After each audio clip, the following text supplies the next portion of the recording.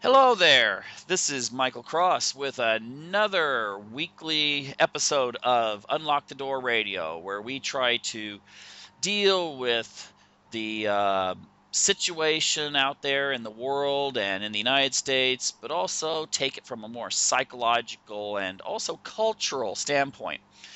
Um, I was reading just the other day that music is the only type of communication that lights up the whole brain.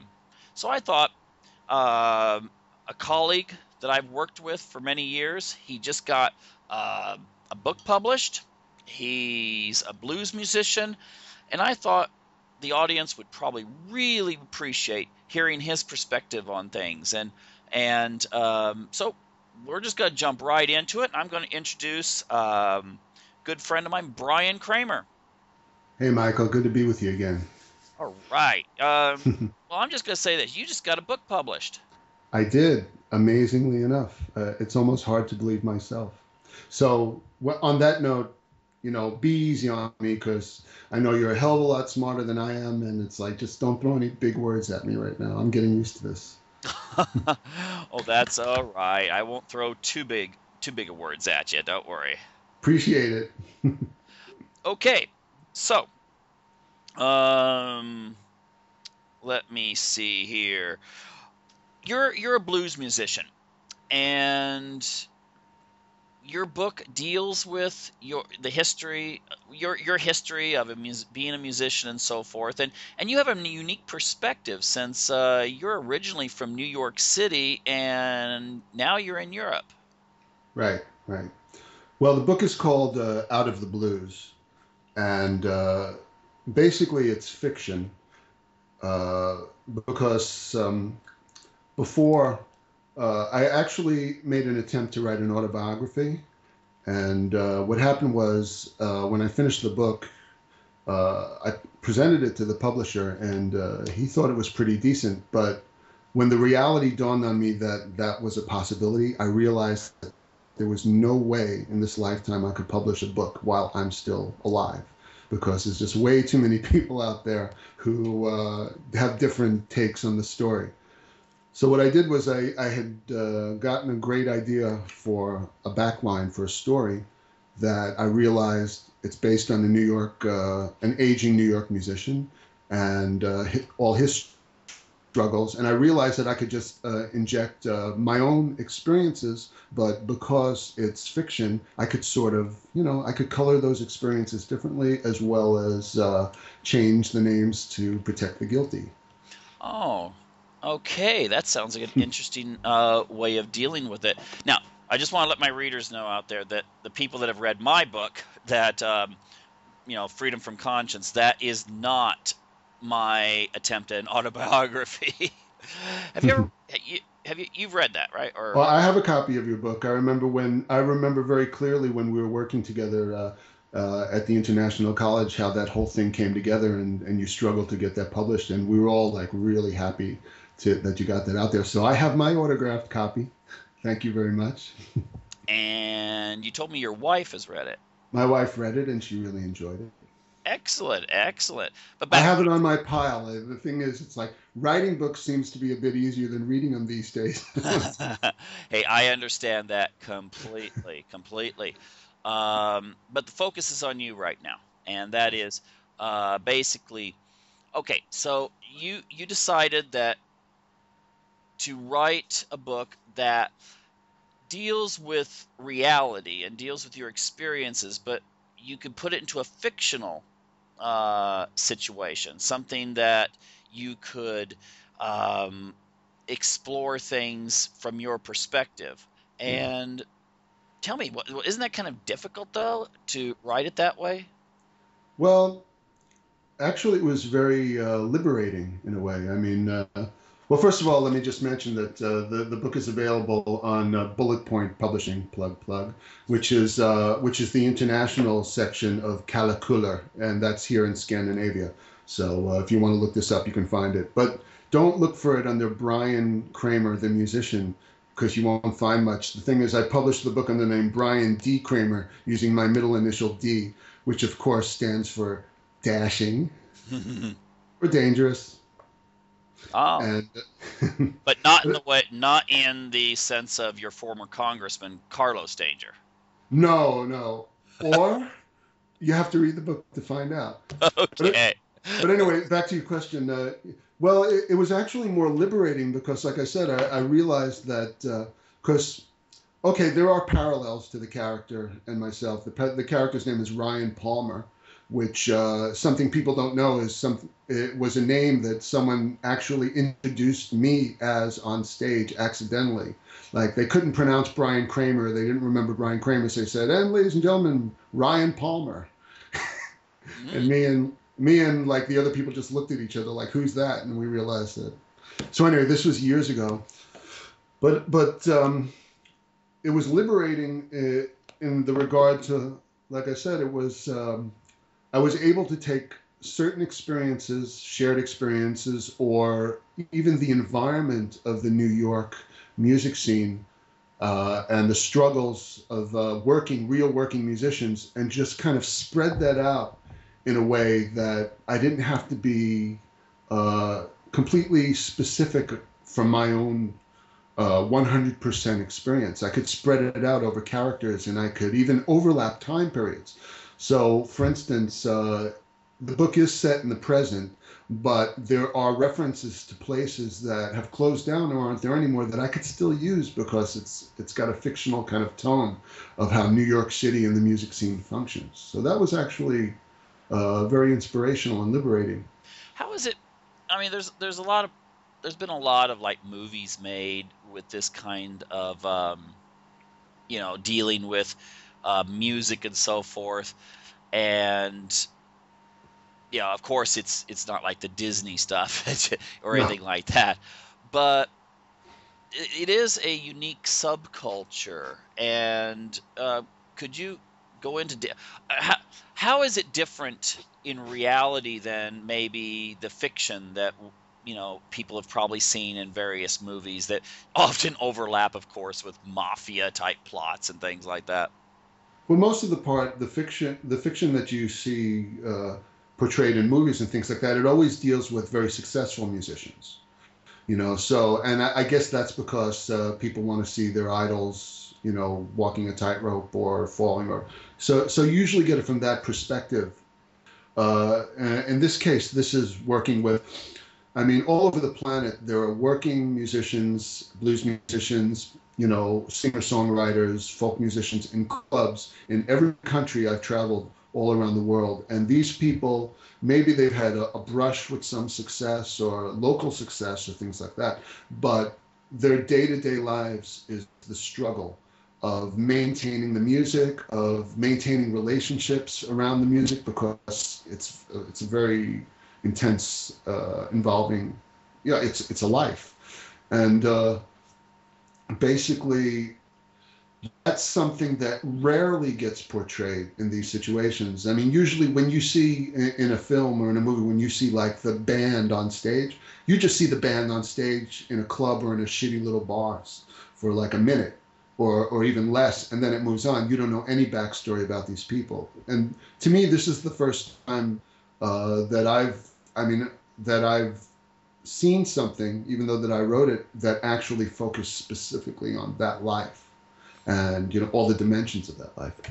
Okay, so essentially, I mean, is it kind of like you read about people that are aspiring actors and actresses? And I was, I mean, from my understanding, like in Los Angeles, uh, you're more likely to run into someone you've seen in a movie or on a TV program serving you your lunch at a local diner because they have to actually pay the bills. Like, what was that character? My wife used to watch the show Friends, and they had that one Joey character who he had to have a real job, but at the same time, he was trying to break in and use his talents in movies. Uh, is that Right. something that is pretty common? I mean, a person has a day job and then they actually, have a night job where they're trying to get well known and famous. So someday that night job becomes their day job. Yeah, for the most part, I mean, most working musicians, need to retain some kind of salary or some kind of input. I mean, that's the one thing. I get that question all the time from other fellow comrades and musicians. It's like, you make a living at this, and it's difficult, but that's the life. I mean, Hmm. for me, I've been fortunate because, especially since I've moved here to Stockholm, it seems a little bit like being like, I don't know, the whole big fish in a small pond thing. Not that I'm a big fish, but it does have a different impact here because back home, that struggle amongst all the great musicians, and there's so many amazing, amazing artists that I know and I've worked with, and still around the scene there in New York, and many of them are like tenfold better than me in so many ways.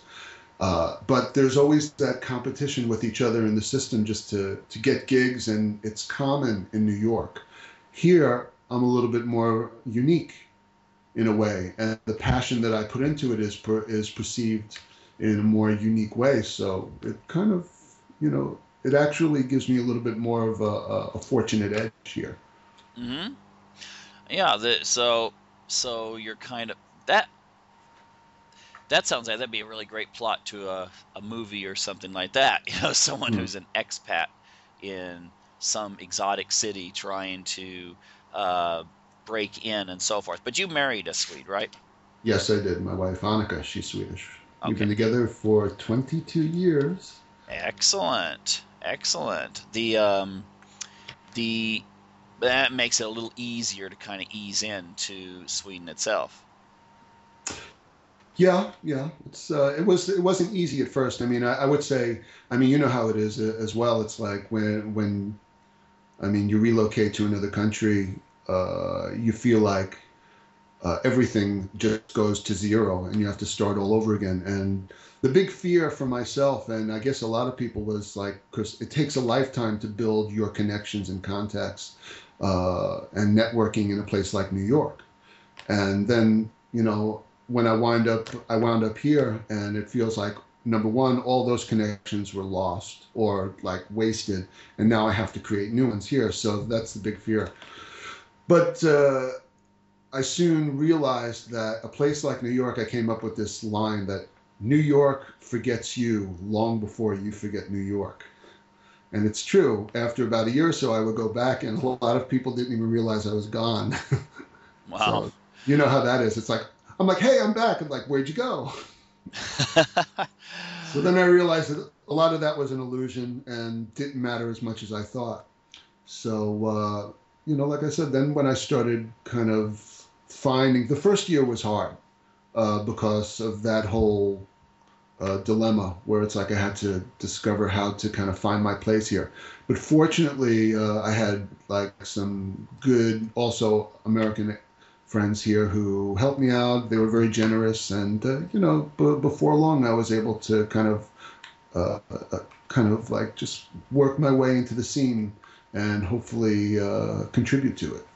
Now, this sounds exotic to people, but you usually play in a section of Stockholm's old city called Gamla, which translated actually means old city. Yeah. Uh, so if people have a chance to come into Stockholm, or if they're listening, if they're in Sweden now, where do you usually play?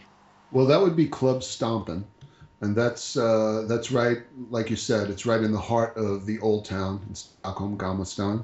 And Stompin' is the oldest jazz and blues club in all of Scandinavia. And it's a hopping place. It's a great place. It's got a good vibe. All the great musicians gravitate there and play there. I run an open stage every Saturday afternoon from 2 o'clock to 6, and it's like I've been doing it for 15 years there, and from 2 o'clock until the time it opens, until 6 o'clock, until when we end, it's just packed, and musicians are jumping on and off the stage, and it's the best scene in town, basically. Mm-hmm. Yeah, and it's usually crowded in there, but it's got a lively atmosphere. Very lively. Yeah. You've been there. Yeah, yeah, it's really fantastic. The city itself the section of the city is really fantastic, and then you find a blues a place where there's blues gigs and stuff like that going on in the middle of like this old section of Sweden. I know people It's people people are actually caught off guard. You can see looks on people's faces when they walk in where they feel like, "Oh, I traveled from Chicago to come see Swedish culture. I'm walking through the old town and now I'm listening to the best blues I've ever heard." It's well, true. I highly recommend it. Hey, now I'm gonna ask this: blues is a very authentic American type of music. It's one of the several types of music that is. It may have some roots in some other areas too, but essentially it's grown up American. You Yes. come from New York. I mean, we have certain images of New York. You know, it's a financial center. It's this and this and this. Tell us a little bit about yourself, your background, and how you got into blues. Yeah. Okay. Well, when I was a teenager in the 70s, let's say the mid 70s, me and one of my best friends at the time, we were just basically getting into music. And his dad worked in a music store uh, called Sam Goody's, I believe it was. And what happened was it was a record store, but they sold cheap guitars. And he had come home with a few guitars one day from there was over inventory. So what happened was we just started picking up these guitars and banging on them just for fun. And we decided to teach ourselves how to play. There was like back then, there was no, internet, there was no YouTube, there was no video instruction or anything like that, as you know. But what happened was one boring summer, I think we had seen Star Wars too many times and we were just bored. And this is Brooklyn. And just to set the tone of what things were out of boredom, we decided to go into this little used record shop uh, in, um, in Bensonhurst, Brooklyn. And just on a dare, we decided to see if we grabbed some records from the used record bin, if the big chubby guy behind the counter would actually chase us. Yeah. I know it doesn't sound very nice right now, but we were bored. It was Brooklyn, and to us, it was a harmless little dare. So anyway, I can tell you that what we did was we kind of scoped out like some record bins, and the adrenaline was pumping, and the guy was just sitting there. I think he was sitting there eating like Burger King, and he didn't care. He didn't care if he made a sale or anything. We hardly ever saw anyone in this record store. All used records. So what happened was we looked at each other. We are just like shifting through the bins. I grabbed like a small handful. He grabbed a small handful, and we just looked at each other and ran. And like we ran as fast as we could, and we looked up the street. Nobody was chasing us, and but we kept going. We ran all the way back to his apartment, which was just a few blocks away. And when we got there, with our adrenaline pumping and all sweating, out of breath, we decided to look at what we grabbed, and for some really strange reason, because I wasn't paying attention, I thought I was going to grab something cool. We heard about the Grateful Dead, we heard about Led Zeppelin at the time, but no, I grabbed from the wrong bin. So there were all these like records that I'd never seen before. There was like, John Mayall, and there was like Robert Johnson and Lightning Hopkins, and I was like disappointed at first. We didn't know what this was. So what happened was we put it on the record player, and I remember the first thing was this sound that came out. Uh, Immediately, the sound of the guitar. It was literally. I mean, we come from Brooklyn. We come from the disco era Brooklyn. We'd never heard anything like this before in our lives. We were like maybe 15, 16 years old, and the sound of the blues guitar just literally went right through me. And that became the journey from there, of just learning and feeling like it was a secret language actually back then. So we started learning and teaching each other and trying to figure out as much as we could about the music from that point. That was the initial start. Hmm. And how were you received when um, started playing? You're not from New Yeah. Orleans or maybe Chicago. New York doesn't seem to be associated, at least in my stereotype is that New Hmm. York is not usually associated with the blues. Well, that was the luck of the draw as well, because you know also around that time, that was probably one of the lowest points for the popularity of the blues in America at that time. So nobody was really interested in it. So all of a sudden, you've got like this long-haired, skinny white kid with like a metal-bodied guitar or a steel guitar walking around, playing blues licks. I recall that it got some extra attention at that time because no one was doing it. So people were actually, I remember there were elder musicians like in Greenwich Village where I used to hang out all the time that just were like, oh, you know that stuff. And then they would show me more of it. So they were very generous and they would start showing me little things and tips because really there wasn't an interest back then. So when I started playing, I remember in Washington Square Park at that time. And the cover of the book, Out of the Blues, has a photograph of me. I'm sort of darkened because I don't want to be completely associated with the character and image, but they darken my face a bit. But there's a picture of me sitting in Greenwich Village, Washington Square Park, where a large part of the story takes place as well, because that's like the watering hole of the music scene historically. But when I started playing in the park there at that time, very early on, I remember being singled out, and they started calling me, "Oh, hey, blues man, king of the blues." I was the only guy that would be walking around the village at that time who was playing that stuff that I recall in let's say, the mid '80s, the early to mid '80s. Yeah, I mean that was what was it? You went from disco era in the late '70s to like Billy Idol and stuff like that. But And so I would go to the blues clubs to check out all these great legendary musicians, and there would only be a handful of people in the clubs seeing these amazing, great musicians, like Buddy Guy or Junior Wells or musicians that you haven't heard of. But to me, these were gods. And I'd be looking around, and there'd be like maybe 30 people in the room of a club, and I'd be like, what real music? hmm you still there? I'm still there. Okay, Yes. I kind of I lost you there for paused. 1 second. Um, Now, I want to kind of get into some of this stuff when it comes to culture and psychology and all this kind of thing. Like, I know you love to talk about as well. But you said something about maybe sharing a little bit of your music. Sure. Sure. I So can I'm start. going to turn that over to you, and so people can get a little sample of your talent there. Can you hear this? Sure can. It's good. All right. Well, I'm also releasing a brand new CD called Full Circle, and it's a band CD. And just a little background is when I was writing this book took me about 2.5 years of taking my time to complete. But at the same time, parallel to this book, I was writing songs and preparing for another album, which is, music is my main inspiration.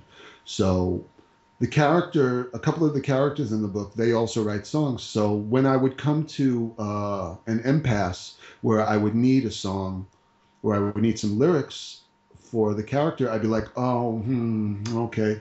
All right, well, I'm writing this song right now, so let me just put this text in for now, and I'll change it later.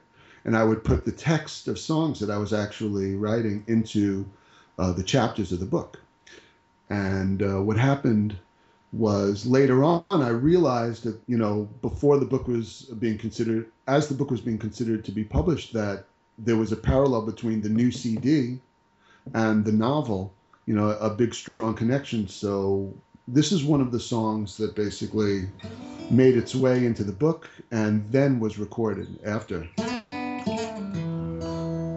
It's called What's the Use? And there's a whole lot of psychology going on in this song, let me tell you.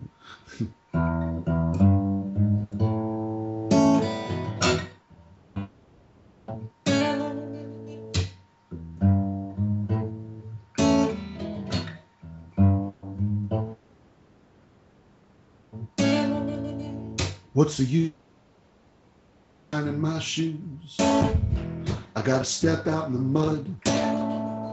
What's the use of washing my shirt? I can't get out the blood. What's the use of drying my coat? I gotta go out in the pouring rain. What's the use of pleasing you? You cause me so much pain.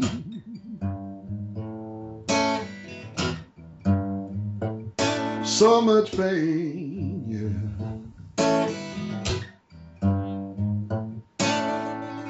What's the use of scrubbing my floor? Won't wipe the dirt from your heels. What's the use of locking my door? Got nothing here to steal. What's the use picking up the phone? Got nothing more to say. What's the use of pleasing you? You cause me so much pain.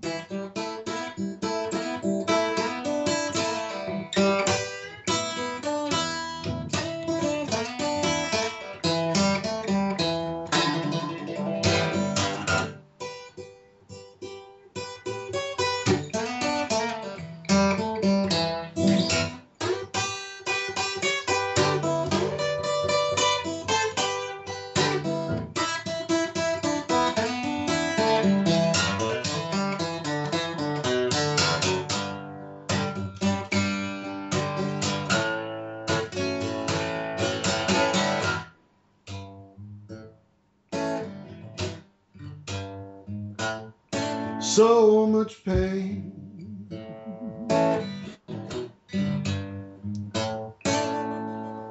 What's the use of dreaming?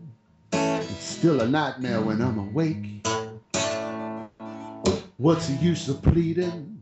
You won't forgive me for my mistake. What's the use? What a lot of praying. I can't hardly find the faith. What's the use of pleasing you? You cause me so much pain.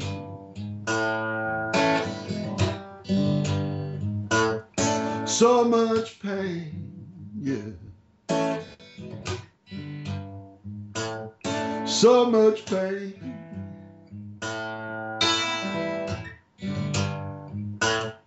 So much pain.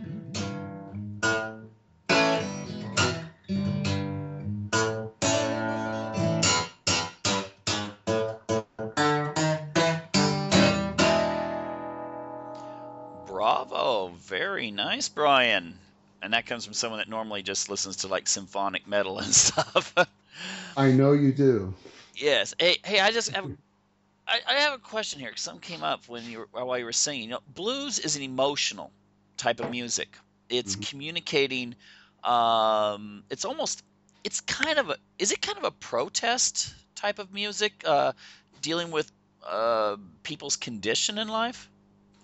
I believe that that's a part of it. It's dealing with the condition of life, but it's also, I think, a way of processing. So, like people talk about, all the deep, low down blues, but I think most people sing about their suffering so that they can have a relief of their suffering in that regard. So then it becomes like a joyful experience, but you're singing about that's always been the kind of that's a conundrum. It's like, well, wait a minute, they're having a joyful experience, but they're singing about this really, really low down stuff.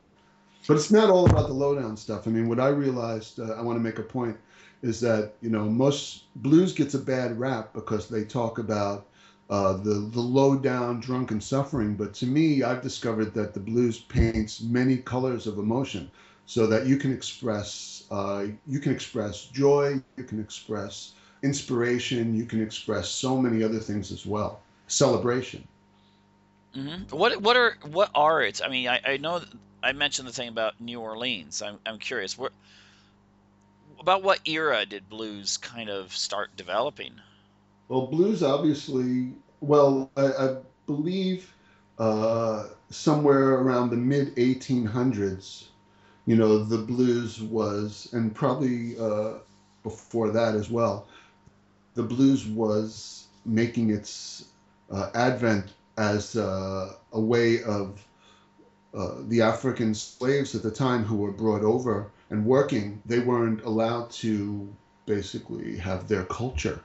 So this was the melding of the Western sound and the Western music with, how it can be portrayed. So that was the initial start of it at that time. But uh, what I think happened was, and I've read some literature on this. There's some good books. where the African immigrants and the French and the Swedish and German and everyone, all of these immigrants at the time in the States in the mid 1800s, they were all basically at a similar level. They were all doing like, what do you call it, menial labor work. You know, but when they got together, they shared their culture. So that's sort of why there's an influence of not just like the African music within the deep blues, but there's an influence of other musical instruments that just all worked its way in there. You can hear it in very early recordings as well. And was it during? Oh, geez, let's see. Was it during the Prohibition era? I mean, because that's the image I kind of get that from movies and stuff. That during the Prohibition era, it started kind of um, it started reaching out, and you'd hear it in clubs and stuff, in the speakeasies and things like that. Is that accurate, or is Well, that yeah, just Hollywood? I mean, I'm no scholar, and there are certainly people out there that I know can explain this stuff much better than me. I'm always immersed in the direct relationship between the actual artists and their voices on the instrument. But I mean, you know, remember that what uh, the blues didn't really become internationally cool, and even across America, you know, for white audiences until what say the 50s and around the period of Elvis, when you know when the music was being introduced to wider audiences, and then Chuck Berry and BB King and artists like this started to reach out to wider audiences. And but before that, it was like there were certain artists like Robert Johnson. People talk about this artist. Robert Johnson was a big influence on Eric Clapton and the Rolling Stones. And, you know, even you've probably heard of the song Crossroads, you Hmm. know, right? I mean, it's like he's world known. And back in his day, in the 30s and in the 40s, he was like the Michael Jackson of his time.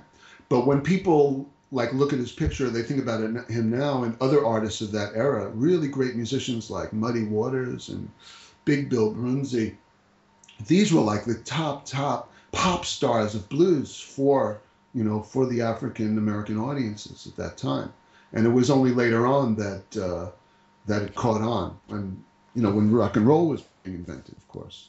Yeah, and it probably got helped by the what was it, the radio and television and stuff like that during the same time. Absolutely.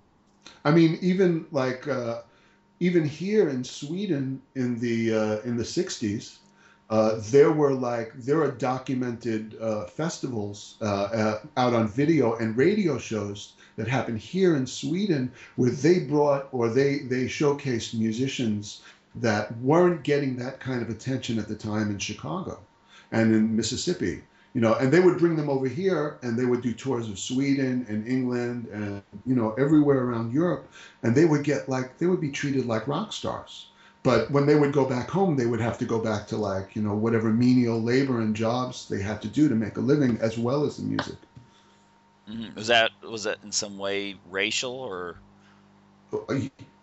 Yeah, well, it was the times. It was racial, and at the same time, it was the times according to the way people lived at those times. So I don't think retroactively you can go back and say if there was no racism about it, then it would have been different. I think the struggle was intertwined with the reality of the times, and fortunately, that has passed. That episode of it. Yeah, you mentioned the thing about the music and the culture. How do you feel? I mean, all types of music in general. How do you feel music is able to solidify a culture and to preserve it? Oh, I mean, I'm not just talking about blues. all I would music. even say, all genre of music does. Absolutely. Well, music to me, that's like the red line. That's the glue that holds so much together for people. I mean, I think, and I've looked deeply into this as well for myself. Like, how do I want my music to impact people? And you have to think very carefully about that because intention in music is huge. If you have no intention in music, you know as well as I do, you can go to a club or you can see somebody perform and they could be doing everything technically right. But If they're not into it, you feel that right away. And it's like, you're like, nah, I can take it or leave it. But there are some artists where maybe they might not be as technically proficient, but they have so much intention and passion behind their music that you'll take it. It's like, wow, you'll remember it. It'll impact your life.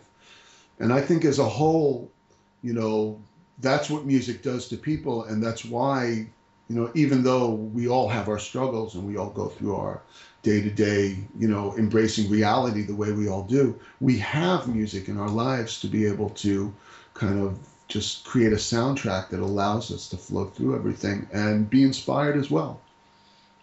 Mm.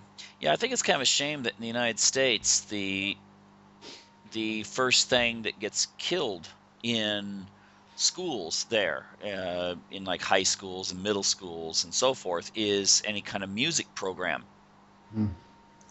It's true. It should be the first thing that they put on their list to like throw money at and like just give young people opportunities to learn and grow. I mean, that was for me. That was my escape when I was a teenager. I mean, I went to art school and I was trained that way. But I mean, where I grew up, I mean, I got very, very little encouragement.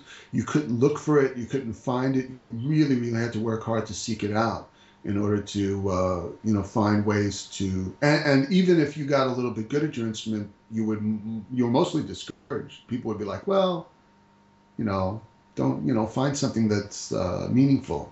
But to me, everybody's got music in them. There are people that have the to me there are people that have the ability to actually evoke change with music, and that's to me that should be their mission. They should pursue that at all costs. But I think everybody has an ability to connect and learn something from an instrument. I used to say, I remember when I was fond of saying this when I was like a teenager, whatever. I said, if the human beings had an instruction manual of how to be a human being, like in the top five, list of how to be like a well-rounded human being should be learn a musical instrument. Mm. Well, I have read that, well, that studies have shown that math ability and music are interwoven with each other to where actually learning an instrument can help you in math. So maybe that could be one of those things like, well, we need more, we I need agree. more I agree. math, so And therefore, we do this.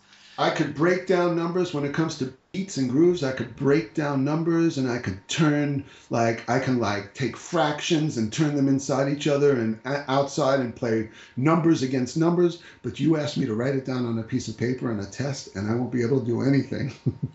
But still something you can use, something you Yeah. apply in your life. Hey, now, and I'm going to ask you a little bit here. Jumping into my favorite field, psychology and everything. Now, recently, because I don't have the answer to this, I've noticed that. I've looked at a lot of these things the government puts out.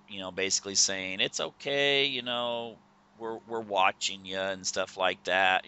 Yeah, NSA stuff like that, and they always play this ambient music in the background Oh, when really? someone's talking. It's like you've just walked into a Starbucks or a New Age bookstore with crystals and stuff like this. That kind of music. Um, Lab tested. That's all been lab tested. That oh, now you're going to mall explain that. malls and supermarkets and things like that. I mean, I don't know specifics, but I know from my own experience that it's like, when you hear a certain kind of music in a certain place of a supermarket, you actually, or whatever, in a mall or whatever, it actually has an impact on you. And they've researched probably, definitely, that certain tones or sequences of tones actually, can induce, I don't know if it induces being a consumer, but it certainly puts you in the frame of mind that they want you to be to consume, possibly. Well, I'm wondering if it has some sort of hypnotic type of application, because I could see it if you're watching some sort of Homeland Security training video or something designed for police. I could see it if maybe one of the producers decided, oh, let's throw in some really nice musical Sure. background the whole time. But then when you see like the guy that's interviewed for the NSA, uh, they did a video where it was the whole thing. He talked for like 40 minutes, Hmm. and it was the same kind of music. Yeah. And But then some other, I mean, it's all that same kind of music. yeah. There's The no, music is hypnotic and it is intentional. I mean, but like I said, the bottom line, they're learning more and more about that. We're learning more about that, and artists are learning more about that as well. That's why I was saying before, it's about intention. I mean, music is like a conduit to me. And it's not only a conduit, but even recorded music. Let's say something you listened to when you were a kid in in the 70s, Pink Floyd or something like that, a song Wish You Were Here, or, whatever, something that struck you then. It's like when you listen to it 20 years later or something like that, the music changes when you change as well. It's like a conduit for so many different things. And it's also a conduit for intention that I believe even recorded music still breathes and grows because the moment it hits the airways, the vibrations change when you change.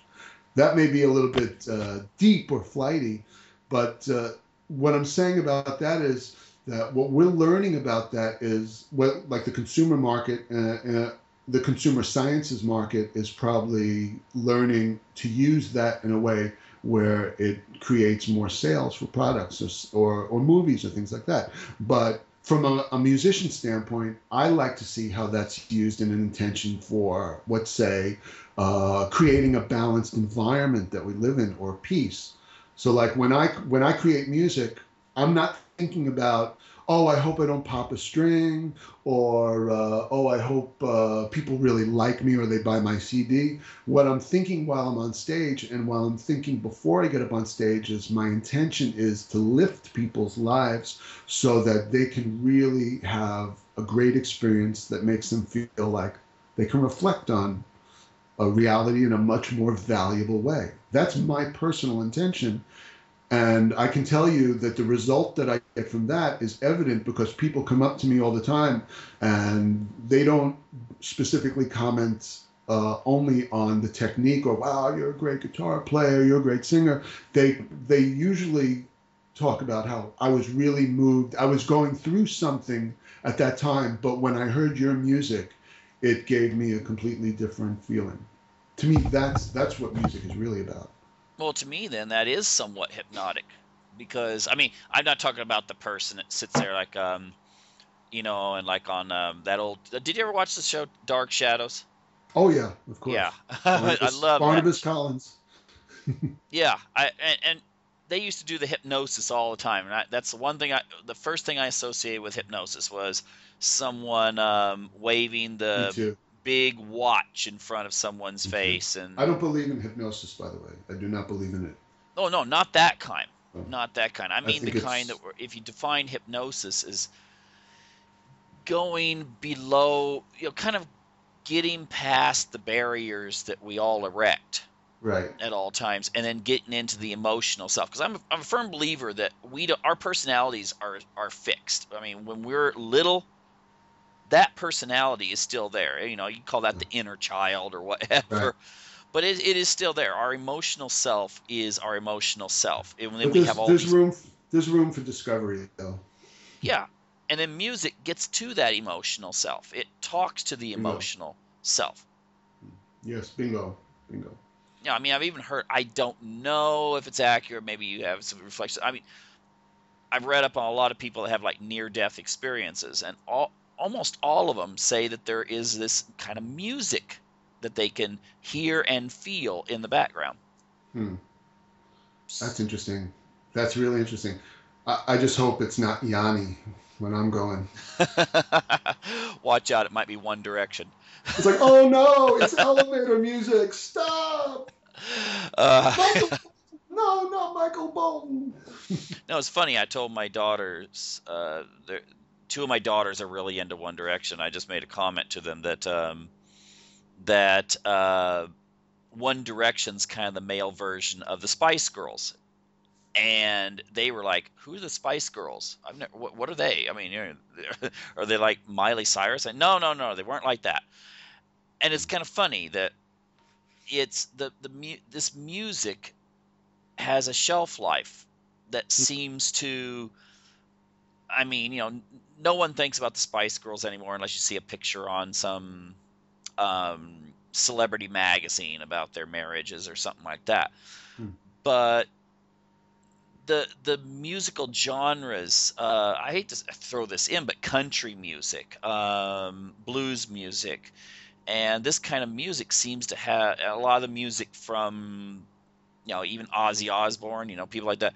The music survives. It has a long. It's just, it must speak to more than just, oh, this sounds good. Let's have some fun and listen to this music. It seems to survive for a stronger meaning. Sure, sure.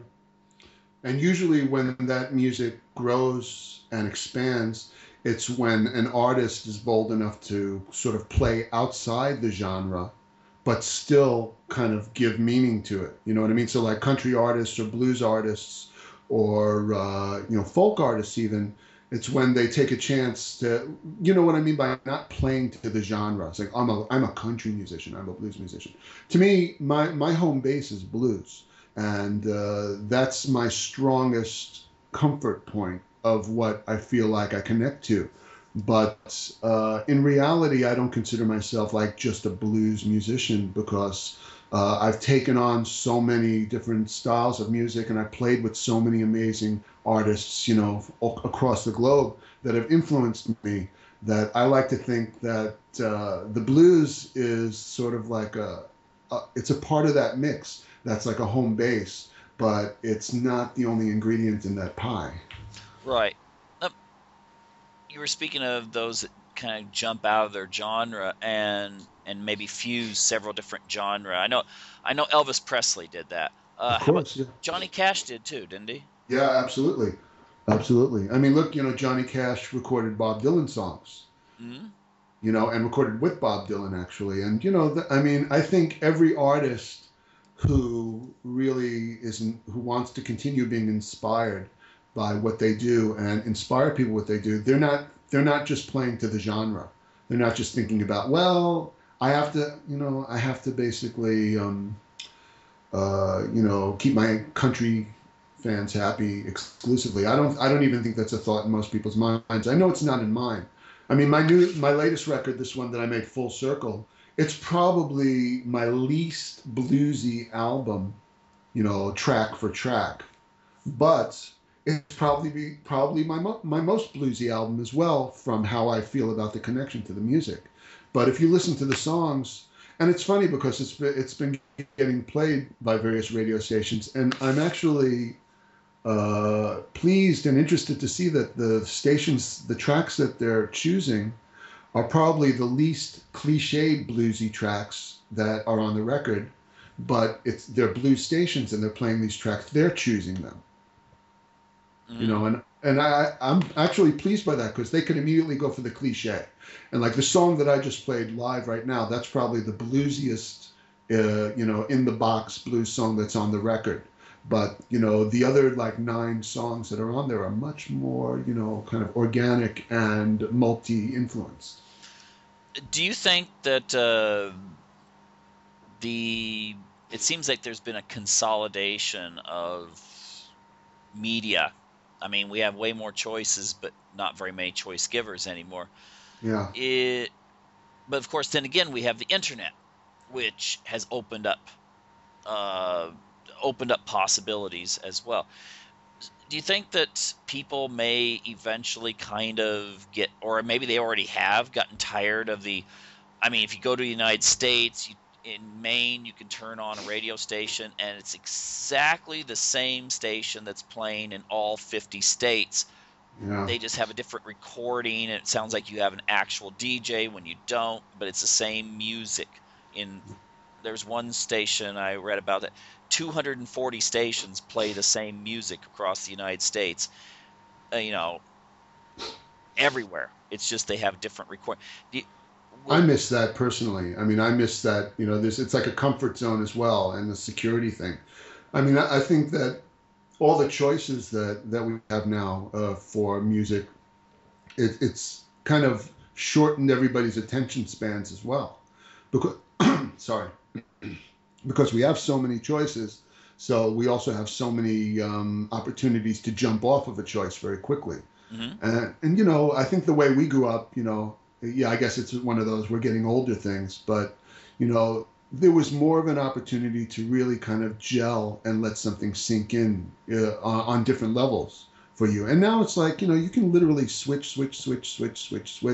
And I don't know what that does to people, but I know that you know, everybody's attention span seems to be very shorter, and they want satisfaction in a shorter period of time.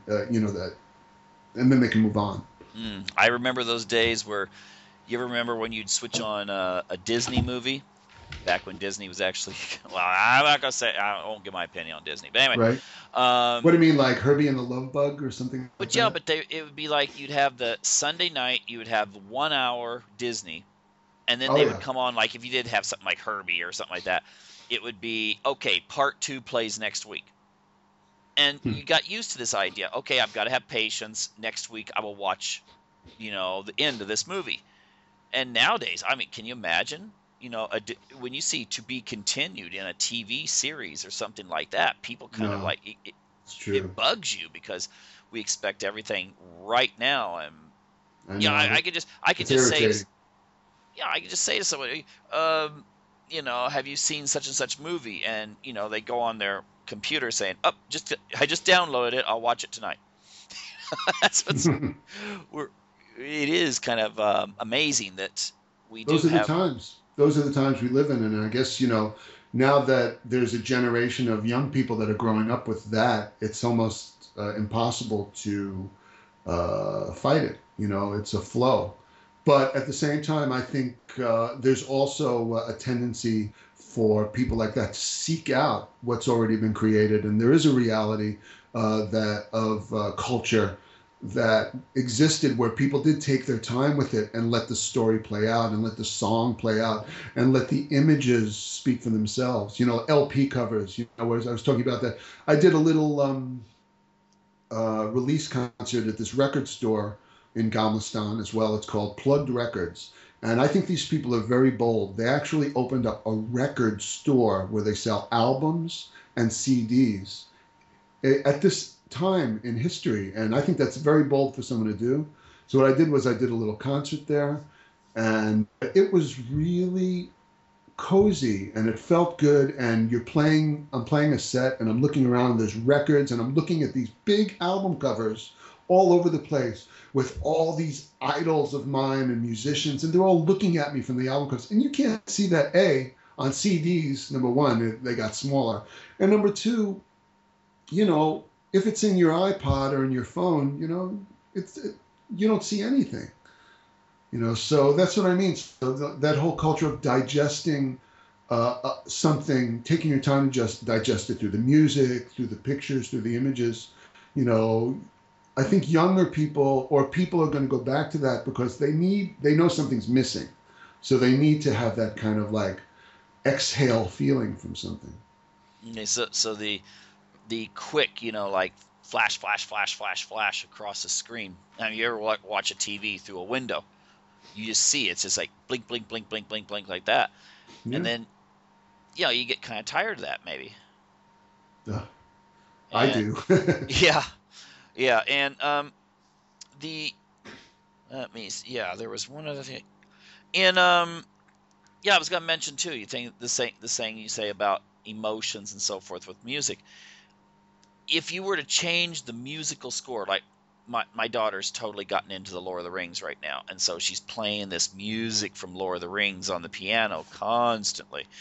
But if you ever just think about it, it's interesting that if you change the musical score to, I don't know, Star Wars, Lord of the Rings, these kinds of movies, I think it would change the whole story, even if the story Oh, was left the same exact way.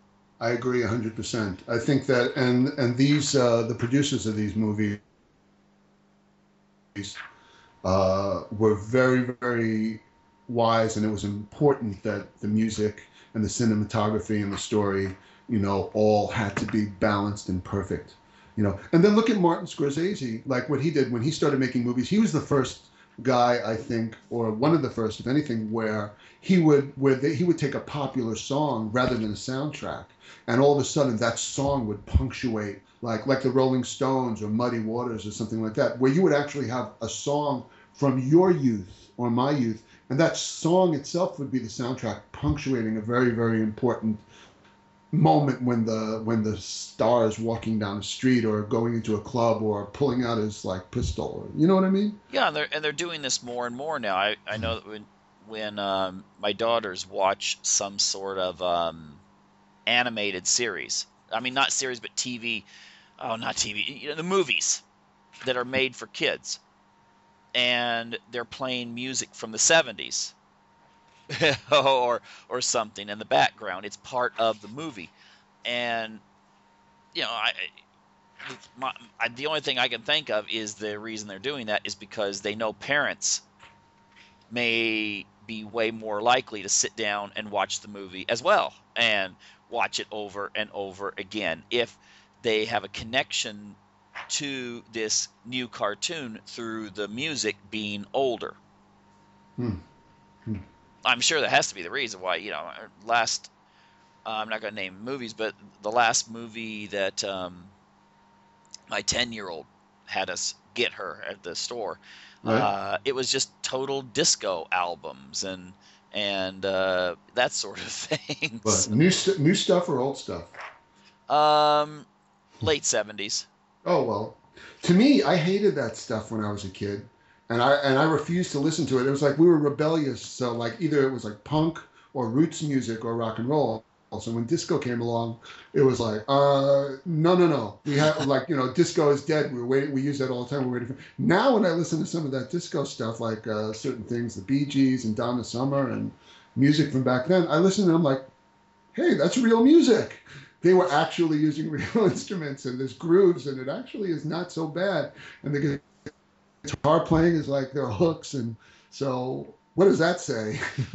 Well, I just think it was funny that I think one of the boy bands recently, one of their members did a song from Blondie, and it was hilarious that my daughters, some of their friends thought that this woman, because what was it?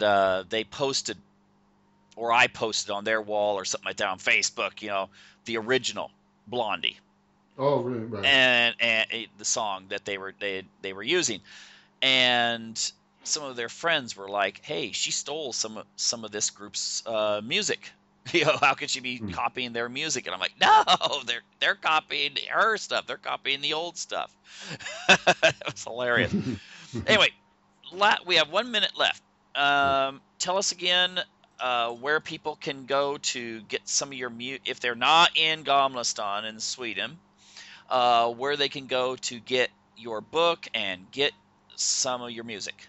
Well, you can go to briankramerblues.com, and I have a website that has most of the information. I'm updating with the new material, so that'll be in a few days. But also, I am on Facebook, so you can find just Google Brian Kramer Facebook. You'll find me.